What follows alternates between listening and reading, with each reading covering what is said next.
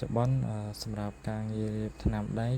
បើសិនជាយើងអត់មានម៉ាស៊ីនសម្រាប់បាញ់ទេគឺគេឈប់ប្រើជក់ហើយគេប្រើឡូ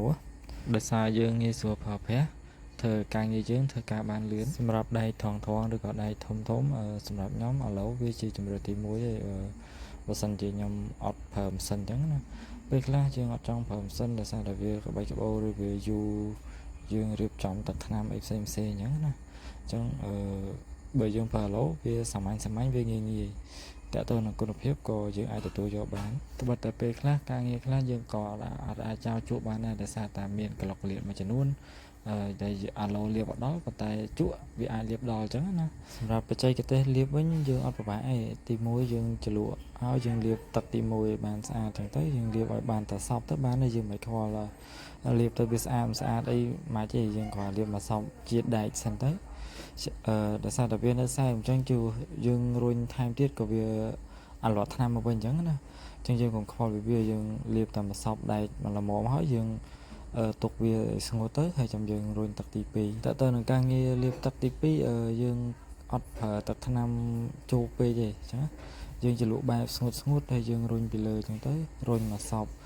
ស្នាមដែលមានកន្លែងស្ដើងកន្លែងខះអញ្ចឹងយើងរុញបានពីទឹកឲ្យសពអញ្ចឹងណាបន្ទាប់ពីយើងរុញរួចលទ្ធផលនៅពេលដែលយើងទទួលបានចង់ឲ្យថាយើងអាចទទួលយកបានប្រភេទទឹកថ្នាំរុញអាឡូយើងអាចប្រៀបធៀបមួយណាល្អជាងមួយណាប៉ុន្តែយើងអាចទទួលយកបានតើតើនឹងទឹកថ្នាំពេលដែលយើងរុញរួចមានលក្ខណៈម៉ត់គ្រើមតិចអញ្ចឹងសម្រាប់ខ្ញុំទឹកថ្នាំបែបនេះខ្ញុំមើលទៅលក្ខណៈស្អាតបែបម្យ៉ាងណាវាមិនអាឡូងពេកវាមិនគ្រើមពេកសាច់វាបែបម៉ត់ផុសចឹងសរុបមកវិញសម្រាប់បងប្អូនដែលគិតថាចង់លាបជក់ឬក៏អត់មានម៉ាស៊ីនបាញ់ថ្នាំអីផ្សេងបងប្អូនអាចងាកមកប្រើប្រាស់បែបរុញអាឡូបែបនេះតែខ្ញុំក៏មិនលើកចិត្តសម្រាប់ដែលគិតថាมันបាច់ប្រើម៉ាស៊ីនក៏បានយើងប្រើតាអាឡូពេលខ្លះការងារយើងត្រូវបត់បែនដែរអញ្ចឹងណាគាត់ថានេះវាជា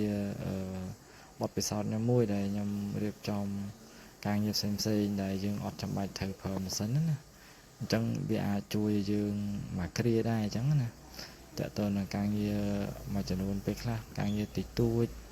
ឬក៏យើងអត់មានឧបករណ៍គ្រប់គ្រាន់ក្នុងការរៀបចំការងារមួយហ្នឹងអញ្ចឹងយើងអាចដោះស្រាយបានម្យ៉ាងទៀតហ្នឹងវាចំណេញពេលវេលាហើយលក្ខណៈពិសេសរបស់វាគឺអត់សាញញ៉ាំច្រើន